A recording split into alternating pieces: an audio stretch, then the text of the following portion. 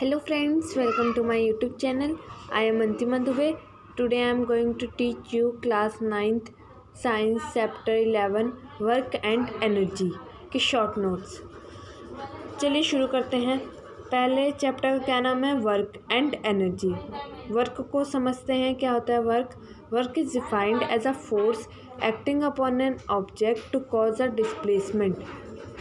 किसी भी ऑब्जेक्ट पर वर्क तब होगा जब हम किसी ऑब्जेक्ट पर फोर्स लगाएंगे और वो क्या हो, डिस्प्लेसमेंट हो उसके अंदर, तो क्या कहलाएगा, वर्क हुआ है।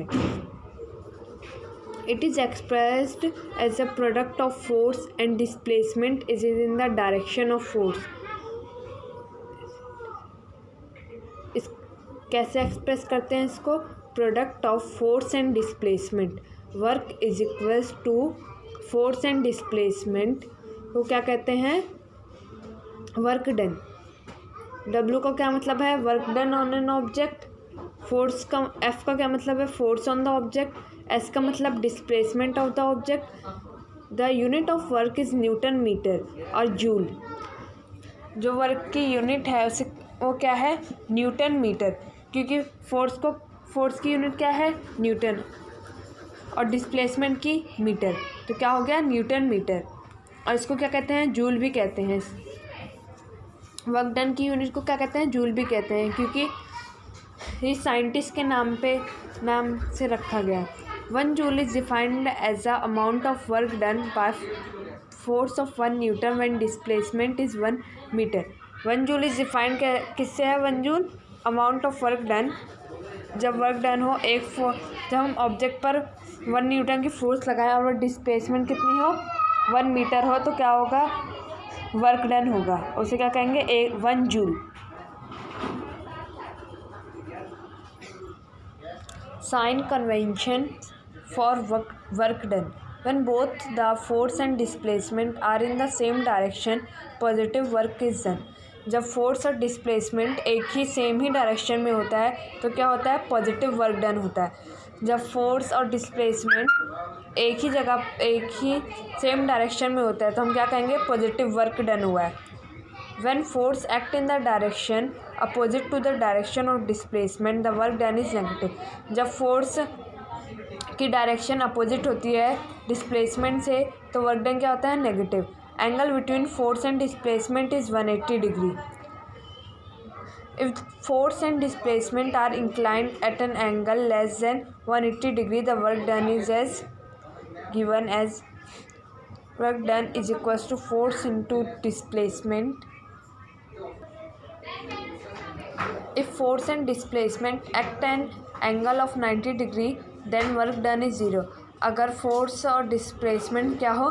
90 डिग्री एंगल बनाता हो तो वर्क डन क्या होगा? 0। Necessary conditions for work to be done. 2 condition need be satisfied for work to be done. ज़रूरी कंडीशन क्या है कि जैसे वर्क डन हो। वर्क डन होने के लिए क्या कंडीशंस चाहिए होती हैं? Force should act on the object. Force को एक्ट होना चाहिए ऑब्जेक्ट पे। जब फोर्स लगाओ तब भी वर्क डन होगा और object must be displace. Object पर फोर्स अप्लाई करो और वो डिस्प्लेस्ड हो तब क्या होगा? वर्क डन होगा। एनर्जी क्या होता है? The capacity of a body to do work is called energy of the body. जो कैपेसिटी होती है बॉडी की जिससे हम काम करते हैं उसको क्या कहते हैं? Energy of the body. Unit of energy क्या होती है? Joules. 1 kilo joule is equals to में 1000 जूल। फॉर्म्स ऑफ एनर्जी देखते हैं। Forms of energy. The various forms of energy are potential energy, kinetic energy, heat energy, chemical energy, electrical energy and light energy. इसमें हम इस chapter में हम 2 ही energy के बारे में बात करेंगे, पोटेंशियल एनर्जी और काइनेटिक एनर्जी। पोटेंशियल एनर्जी और काइनेटिक एनर्जी मिलकर क्या बनाती हैं? Mechanical energy. चलिए अब पढ़ते हैं kinetic energy. It is the energy possessed by a body due to its motion. Kinetic energy of an object increases with its speed. ये क्या काइनेटिक एनर्जी क्या होती है? जब कोई बॉडी मोशन में होती है तो उसके पास क्या होती है? Kinetic energy. काइनेटिक एनर्जी क्या होती है? इंक्रीज होती है जब स्पीड जो होती है इंक्रीज होती है। Kinetic energy of the body moving with a certain velocity, work done on it to make it acquire that velocity.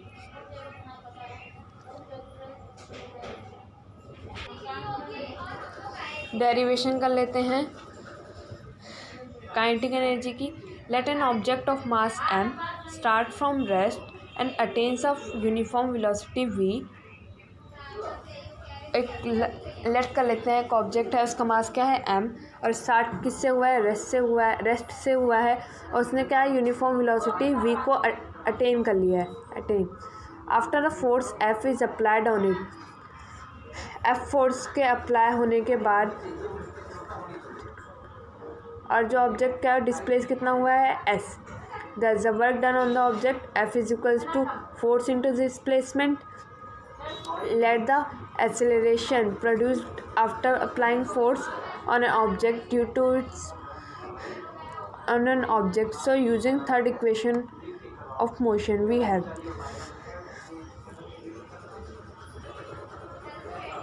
Force तो हमको पता है, फोर्स किसके इक्वल होती है, मास इंटू एक्सेलरेशन की। लेकिन हमें क्या निकालना पड़ेगा, डिस्प्लेसमेंट। तो हम क्या निकालेंगे, डिस्प्लेसमेंट को कैसे निकालेंगे, एस को थर्ड इक्वेशन ऑफ मोशन से। क्या होती है third equation of motion, v square minus u square is equals to में 2as। तो s को निकालेंगे बाहर, और v square minus u square 2a इस साइड जाएगा, अपॉन में 2a आ जाएगा, क्योंकि यहाँ मल्टीप्लाई में था, वहाँ जाके डिवाइड हो जाएगा।